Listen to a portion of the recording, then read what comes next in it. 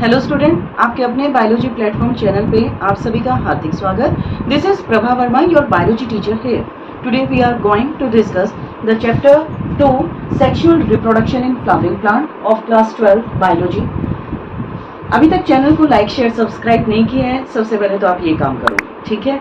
और आज की वीडियो में जो हमारा टॉपिक हम डिस्कस करेंगे वो है माइक्रोस्पोरोजेनेसिस। इससे पहले जो है हमने टीएस एंथर को डिस्कस किया डिफरेंट डायग्राम के साथ। Today we are going to explain the topic microsporogenesis, very important topic and easy also. So first, meaning क्या है?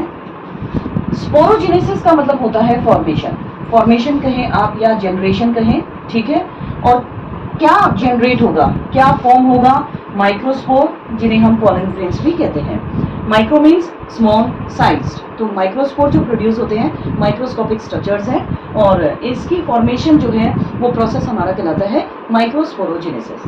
तो सबसे पहले जो पॉलन सैक वॉल है उसमें कुछ आर्किस्पोरियल सेल प्रेजेंट होते हैं, जो हमने पहली जो इससे प्रीवियस वीडियोस गई हैं उसमें भी हमने डिस्कस किया था कि आर्किस्पोरियल सेल्स हैं जो हाइपोडर्मली डेवलप होता है and they are divided into two part. One is the parietal wall and one is the sporogenous wall, ठीक है। तो उसमें हमने देखा था कि किस तरीके से epidermis, endothecium, middle layer, tapetum generate होता है। फाइन।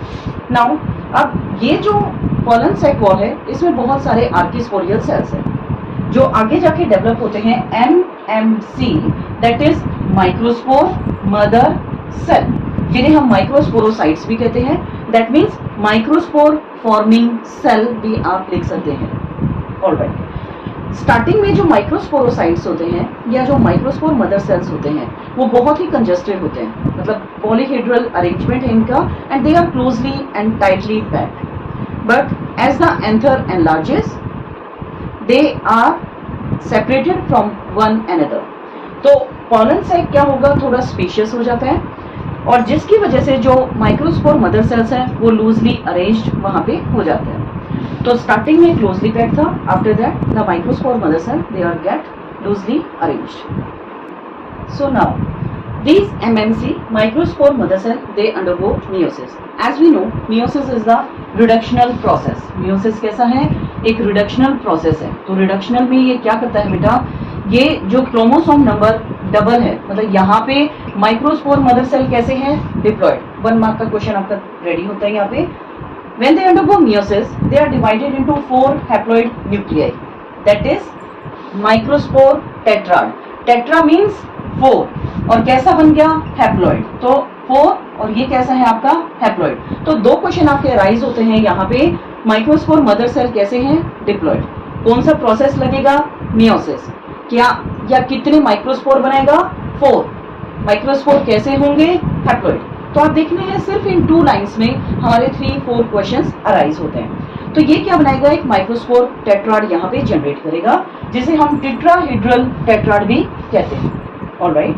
नाउ जैसे जैसे माइक्रोस्पोर मैच्योर होंगे तो यहाँ पे जो 4 माइक्रोस्पोर, जिन्हें हम पॉलन ग्रेन्स भी कहते हैं, दे डिहाइड्रेट। डिहाइड्रेट का मतलब क्या है? They lose water. तो ये वाटर लूज कर देंगे, डिहाइड्रेशन वहां पे हो जाएगा and as a result they separate from each other, जिसकी वजह से ये सारे सेपरेट हो जाएंगे और लूजली अरेंज्ड भी होंगे और इन सभी में जो पॉलन ग्रेन है उनकी डिफरेंट शेप यहाँ पे ये एक्वायर करेंगे।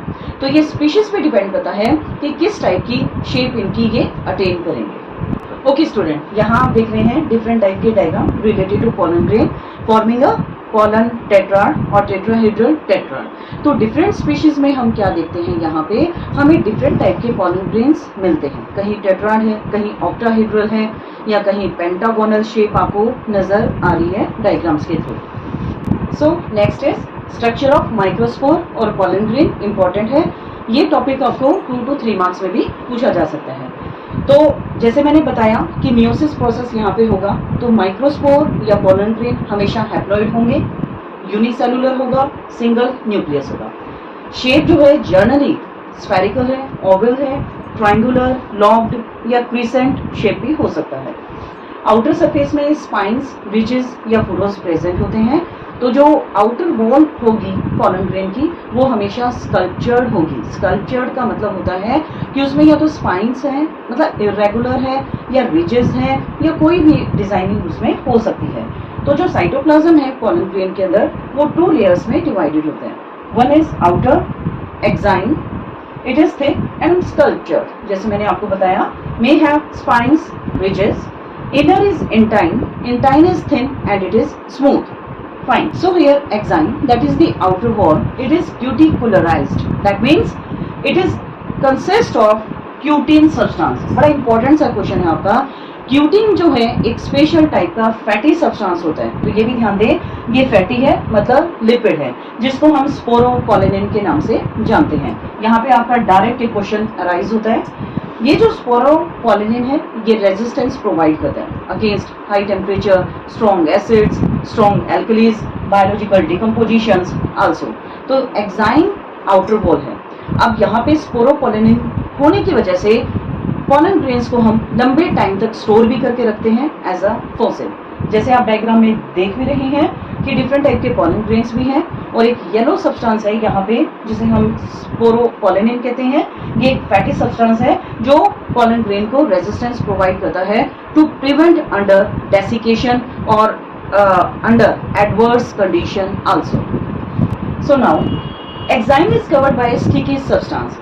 एक्साइन जो है एक स्टिकी सब्सटेंस से कवर्ड भी होता है जिसे पॉलन किट कहते हैं। तो 2 टर्म्स हैं यहाँ पे, स्पोरोपोलिनिन एंड पॉलन किट, तो जिसकी वजह से ये रेजिस्टेंस भी प्रोवाइड करता है और ये कवर भी करके रखता है पॉलन ग्रेन्स को। फाइन, तो वो एक पॉलन किट है, एक स्टिकी सब्सटेंस जो पॉलन ग्रेन को कवर करके रखेगा।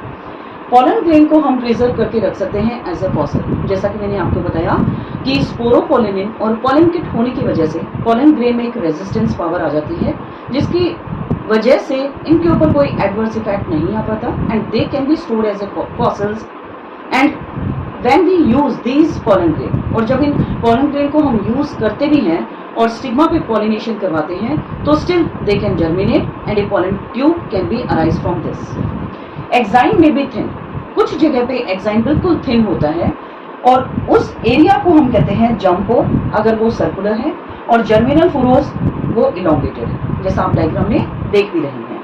तो जर्मिनल पोर्स होंगे राउंडेड और जो जर्मिनल फुरोज होंगे वो होंगे कुछ इस तरीके से elongated.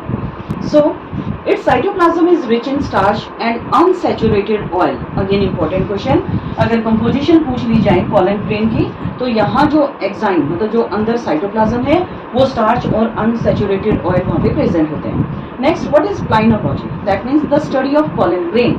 Logy means study, palyno means pollen grain. तो डिफरेंट पॉलन ग्रेन्स की स्टडी को हम प्लाइनोलॉजी कहते हैं। ओके, नेक्स्ट जो है बेटा आपको डायग्राम में कैरोट्रोपिस नाम का एक फ्लावर नजर आ रहा है, जिसे हम आक या मिल्क वीड, एक जंगली पौधा है, दूधिया पौधा भी जिसे कहा जाता है। तो यहाँ जो पॉलन ग्रेन्स आपको नजर आ रहे हैं उसमें इनमें जो एक करेक्टरिस्टिक मास जिसे हम पॉलिनियम कहते हैं, एक स्टॉक है जिसे कॉर्डिकल कहते हैं, और एक बेस है जिसे डिस्क या कॉर्पस्कुलम कहते हैं, जो डायग्राम में आपको क्लियरली दिखाई भी दे रहा है।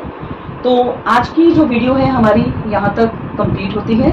होप वीडियो आपको हेल्प कर रही है, और अगर ऐसा है तो चैनल को जल्दी से लाइक शेयर सब्सक्राइब करना ना भूलें। Thank you.